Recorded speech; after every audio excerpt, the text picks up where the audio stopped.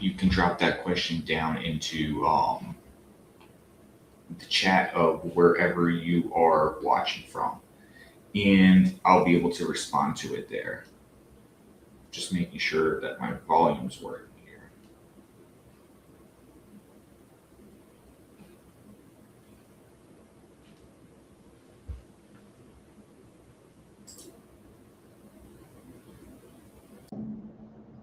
So I think maybe I was having some volume issues there. And now you maybe can drop that question down into the chat of where. So if you're having trouble hearing me, just let me know. I do think I just got that fixed though. So again, drop your questions down in the chats here, and I'm going to keep an eye on them. I compiled a few questions just from people messaging me and emailing on the newsletter, the Digital Asset Digest, and things like that. So we can start with some of those here in a moment. I'm going to let a few more people trickle in here. And again, if you are having any issues actually hearing me, please let me know so I can make sure that I get that addressed. It looks like it's good now. So I'll give it maybe another 30 seconds, and then we can start to get into some of the questions here. And I'm not going to stay on here for too long today. I'm going to try to keep this one pretty brief. So let's start with, a lot of people are asking me, what is the 1099 DA? And they've been hearing me a lot, basically warning that it's probably, when you receive it, it's probably not going to have your cost basis details, or at least all of your cost basis details. And I start getting the question, why is that the case? And it's really by design. Not all assets are going to meet the definition of a covered asset. And if it doesn't, it's not going to be included for cost basis tracking purposes. So really this year, when you get the 1099 DAs, the expectation is that for the most part, it's going to be reporting proceeds. And for assets that were held, off that platform pre-2025, or they're transferred around, you're likely not going to see cost basis get reported even in future years to a certain degree if they're not covered. So this cost basis issue is going to really be an issue this year for taxpayers. It's going to persist as we move forward into future years. Now, each year, I think it's going to improve, and we're going to get more and more of this data actually in the 1099 DAs. But where the real rubber meets the road when it comes to tax reporting is going to be the cost basis data. So, the two biggest risks, I think, to taxpayers reporting this year, obviously, is that the 1099 DAs are coming out. It's going to be reporting proceeds. If those proceeds are not reported correctly on the return and matched to the 1099 DA, you're going to have matching issues with the IRS and potentially be getting notices. So that's the first layer problem. But the second layer problem goes much deeper, and it's related to this cost basis information. So the cost basis data is not going to be included. The burden is going to be on the taxpayer to accurately report and substantiate those basis calculations. And this is where crypto investors have, faced the biggest challenge over the past decade. It's something that we assist with at Camuso CPA for, the better part of a decade, and that's reconstructing cost basis histories, especially for people that have been involved for a while. At my firm, people still come to my firm every week, and the story is always a little bit different, but like history, it kind of rhymes and repeats, right? Maybe they got started in 2016, maybe it was 2018, maybe 2014, but it's 5+ years that maybe someone's been transacting across wallets, across blockchains, across various exchanges, some of which may not even have transaction records available anymore, and they haven't done their crypto accounting for years and years. So for someone like that, if they're going to want to accurately report 1099 DA and they're disposing of some of these positions that they haven't calculated their cost basis for, the first step is going to be going back and doing this historical accounting and cost basis reconstructions. And depending on the level of complexity and how many years you have to go back, that's no small lift. So I think that is one of the big issues that the 1099 DA is going to be surfacing for taxpayers this year and as we move forward into subsequent years. I think maybe there was a little bit of quiet hope among a lot of crypto investors and taxpayers that, maybe when they reported their returns 5 years ago with their best calculation or best effort, even if not fully accurate, maybe that could have sort of been put to rest. But as I've been trying to preach for a while, and as the 1099 DA, I think is going to show people, there is a cumulative nature to tracking your cost basis. And even if you filed your taxes 5 years ago and now you're trying to report Bitcoin that you had 5 years ago or Ethereum that you had 5 years ago, if your audit trails aren't sound and your calculations aren't accurate, you're not going to be able to rely on those cost basis calculations. And you're going to be forced to be reporting this with the 1099 DA. So, that is like the longer term issue where a lot of people can start having compliance issues before that, though, is if they don't even report the 1099 DA correctly.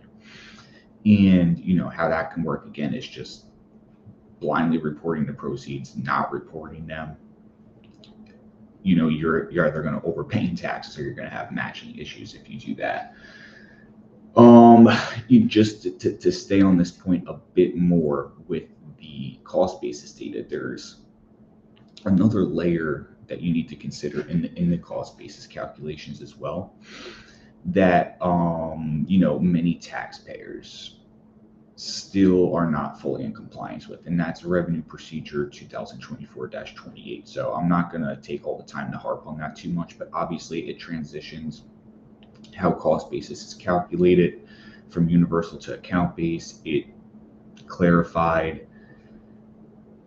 requirements around spec ID and pre-sale lot identification. So this is going to be another issue for taxpayers when they get these 1099 DAs and they start scrutinizing their cost basis reporting. The first hurdle is going to be, is their historical accounting complete and accurate? The second is going to be, are their calculation methodologies in compliance with this revenue procedure and just, general requirements for tax reporting? And for many taxpayers, they may realize that they still need to transition, adjust their cost basis methodologies, calculation methodologies, and then that's going to impact the cost basis that they're ultimately reporting. So, the cost basis is the long-term issue for investors, but it's going to be, the first hurdle is the proceeds reporting, and then the longer-term issue is this cost basis reporting. So someone's asking which tax lot methods are allowed. Well, the best way to answer that would be FIFO is the default, and the only other cost basis method that's allowed is specific identification. If you meet the requirements for specific identification, that can take many forms, and that's when you start to see, HIFO, LIFO, and all these other options. What was clarified by Revenue Procedure 2024-28 was some of the requirements around spec ID, which really were always in play, but was not really being applied by taxpayers. And that is that if you apply spec ID, you need to identify the tax lots that are being sold before the transaction actually takes place. So for years and years and years, taxpayers, they would go through a whole year of transaction activity, sometimes multiple years, and then go and do their reconciliation and try to cherry pick the best cost basis, even if the audit trail that they produced under the universal methodology didn't actually match their true activity. They would just go and pick out highest in, first out, or whatever the most advantageous selection is. And that's not permitted anymore. Now you're either going to be defaulted to FIFO, or you're going to have to pre-identify those lots that you sell before the sale happens. And the way you do that is with something called standing orders. So, I've done completely separate videos on that. If that's something that you need to get in the weeds on, I'd encourage you to watch those. I also have articles on that on CamusoCPA.com. But the big takeaway in context of the 1099 DA is that it's gonna deeply impact your cost basis reporting. And that is going to be one of the most important things that you're looking at when you're trying to report the 1099 DAs. So someone's asking, well, why would the cost basis be missing, or they'll show incorrect gains? Like ultimately, the cost basis is not required to be reported for most transactions in 2025. Even as we move forward in future years, there's going to be many cases in where cost basis is not going to be reported. So it is just how these forms are set up. It's basically going to take many years for this cost basis data to get worked into the system, and over time it will happen, but we're going to be going through somewhat of a transition period with this. And in addition to that, not all transaction types that may be taxable to you as a taxpayer are necessarily going to be reported on the 1099 DA. If you have activity that's, off platforms that are considered a broker, non-custodial activity, DeFi activity, that's not going to be reported. Other types of transactions that could even take place on platforms may not be reported if it meets certain criteria. So, these 1099 DAs are not a complete tax reporting of your entire digital asset activity for the year. They're similar in 1099Bs in a way where, there is going to be some form of tax reporting going out from third parties across the board for taxpayers, but you can't just sort of take this and really expect it to be accurate in the same way that you could maybe with a 1099B. There's just some big differences between digital assets and securities overall. So you need to be scrutinizing this. It's not going to be complete in terms of even the transactions that are included. It's not going to be complete in terms of the basis that's included. So, these are things that you're going to have to reconcile. And really the starting point is you need to do your own accounting. And you need to ensure data completeness, categorization accuracy, and do your full due diligence on the accounting. That's really step one, because then you're going to actually have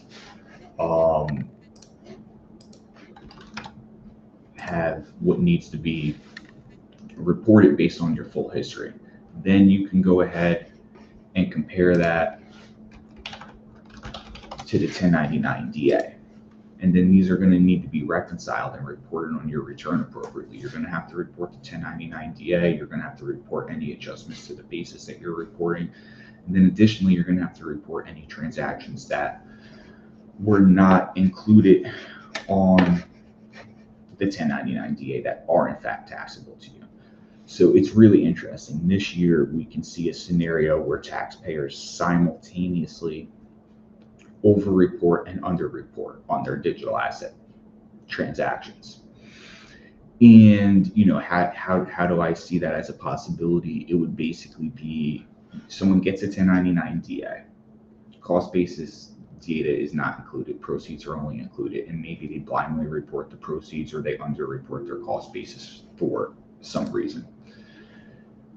That would lead to them, overpaying on those transactions. But then on top of that, if they're still just blindly relying on this 1099 DA and believe it's complete, and they don't report any transactions that aren't on the 1099 DA, maybe they had transactions across DEXs with their non-custodial wallets or other transactions like wrapping that aren't going to be included on the 1099 DA, maybe they don't report those. So, on those transactions, they would be under-reporting and underpaying taxes. So it can create quite the compliance headache to where if you're just blindly relying on this, you can just be completely reporting inaccurately and be overstating and understating your positions on different transactions that have taken place throughout the year.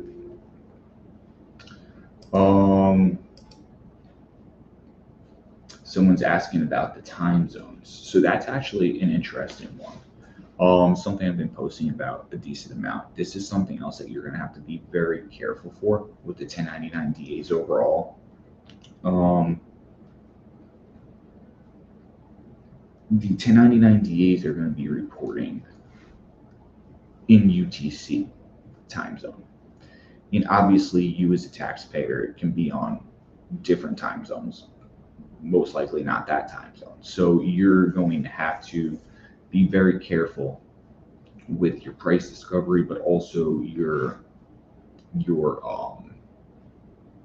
transactions that took place at the end of the year. You know, if you were someone looking to harvest losses or make year-end transactions for whatever reason, depending on the time zone differential,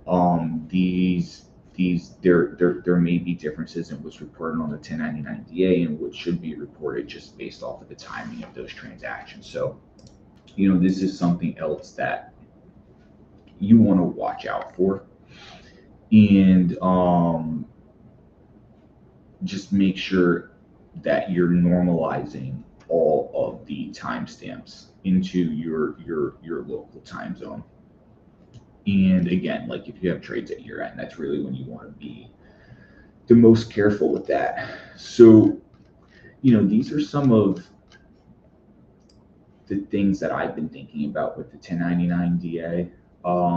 It's really, you know, what I call this new stage that we're entering is the digital asset compliance era. You know, for so long, crypto has been completely self-reported, and there's been a huge non-compliance rate, and this is going to be a new stage for taxpayers. And a lot of these historical issues that existed in this phase that, you know, took place before this was all implemented, this predeterminism phase, all of those issues are not going away because it's all going to come out in this cost basis information. So you know, I think this is going to be something that you know, it's going to be a big challenge for taxpayers this year. And the non-compliance and all these tax issues that people have been avoiding for, you know, sometimes 10 years, if you're still holding digital assets, you're going to have to get this addressed and get yourself into compliance. And it's better to do it as soon as possible, because that is the other thing is, you know, once these 1099 DAs come out, once matching notices come out after returns are filed, taxpayers are going to start to get on much more tighter timeframes to reconstruct their basis and to fix any reporting issues.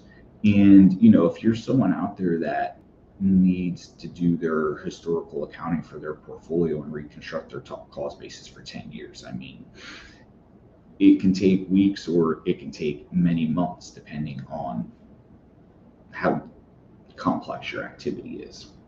So, you know, it's something that you need to consider and you need to get out ahead of. So, you know, that is probably, you know, the bigger things I wanted to hit on. I'm happy to answer any other questions that people have. I'm checking the chats now. Again, I didn't want to run too long here, so I wanted to keep this brief. One other area of tax that I have been getting a lot of inquiries on and working with people on more recently is with prediction markets. Probably will be putting out, you know, separate videos and AMAs and things on that. So I'm not going to get into the details on that, but I do think that that's something else that's interesting that I'll kind of, you know, tease here a little bit. Because I think there's a lot of confusion around that. So, you know, expect to see some stuff from that. We do have an article on CamusoCPA.com on our blog on that. But, you know, the big challenge this year is the 1099 DA and getting people caught up on their cost basis calculations so they can stay in compliance with this. I'll also add that, you know, with the revenue procedure and other things, you know, as an investor, once your cost basis is caught up, there are tax planning opportunities, and there are ways where you can get a lot of control over the timing of your tax events. But you got to clear these hurdles first. You got to get into compliance. You have to have accurate calculations and audit trails around your cost basis. So those are really the first steps. One other announcement, I'll be speaking at ETH Denver on the topic of the compliance era and how it's going to be shaping Web3 going forward. So I'll be at ETH Denver giving that speech here next month, right during tax season. So if anyone is going to ETH Denver, definitely check out the speech, but also, drop me a message and maybe we could meet up while I'm in Denver and get a face-to-face and some time to connect. So that's my 2 cents. The 1099 DA is coming now in just a few short weeks, and it is going to be a challenging year for taxpayers that have neglected their digital asset compliance, and really for all investors and businesses that are transacting in digital assets, because there's going to be deeper reconciliation and tax reporting needs. And that's what we're here to assist with at Camuso CPA. So, if you're watching this and you have additional questions or you need some assistance on the accounting or tax side, that's what we can do for you at Camuso CPA. So you can reach me at camusocpa.com, and I'd be more than happy to discuss that as well. Until next time, I'm Patrick Camuso.